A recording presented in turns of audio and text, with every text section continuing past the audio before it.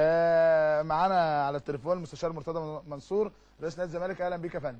انت بتضحك عليا يا شوبير. الو. جمهور الاهلي الحقير ضرب بنتي من النهارده دلوقتي يذله. جمهور الاهلي الحقير اقتحم بيتي وضرب مراتي وبنتي في الاسعاف يا شوبير. جمهور الحقير يا شوبير. واللي هو محمد ابراهيم مدير امن الجيزه بيتفرج يا شوبير. بنتي اتعورت في المستشفى يا شوبير. جمهور الاهلي الحقير كسر بيتي ودخل بيتي يا شوبير. بتضحك على ايه يا شوبير؟ فين اخلاق النادي الاهلي؟ فين يا شوبير؟ بنتي بيحاول موت في المستشفى دلوقتي يا شوبير. يعني بتضحك على ايه يا شوبير؟ يعني مش على ايه؟ على جمهور ما عندوش اخلاق. على ايه يا شوبير؟ على ايه؟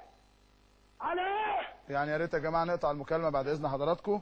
انا اللي اتقال لي انه في ازمه، في مشكله امام نادي الزمالك، في مشاجره ما بين جمهور الزمالك وما بين رئيس نادي الزمالك، وبالتالي اتصلنا برئيس نادي الزمالك المستشار مرتضى منصور.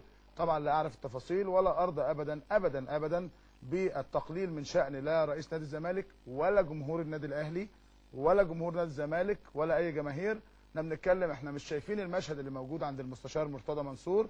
احنا بنقدم حلقه من اجل الساده المشاهدين، من اجل كل المشاهدين، سواء كان مشاهد اهلاوي او زملكاوي او اسماعيلاوي في اي محافظه من المحافظات.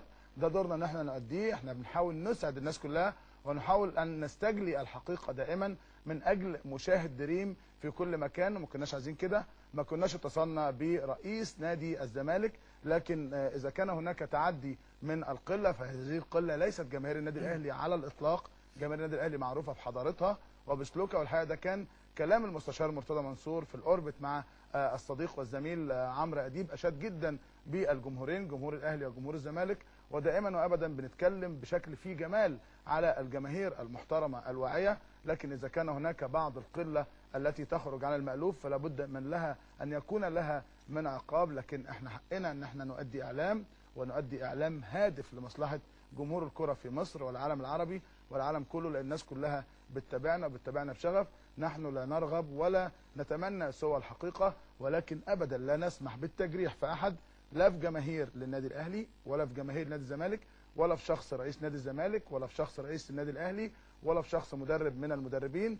اذا كان هناك خطأ حصل فلا بد ان يكون هناك رد فعل من الجهات الامنيه او الجهات الرقابيه، لكن في نفس الوقت نحن لا نسمح ابدا بالخروج عن المعتاد والخروج عن المألوف. نعود مره اخرى يا كابتن علي الى المباراه. الحقيقه انا حاولت استجلي الحقيقه واقول اللي بيحصل، لكن احنا مش موجودين قدام بيت الاستاذ مرتضى منصور.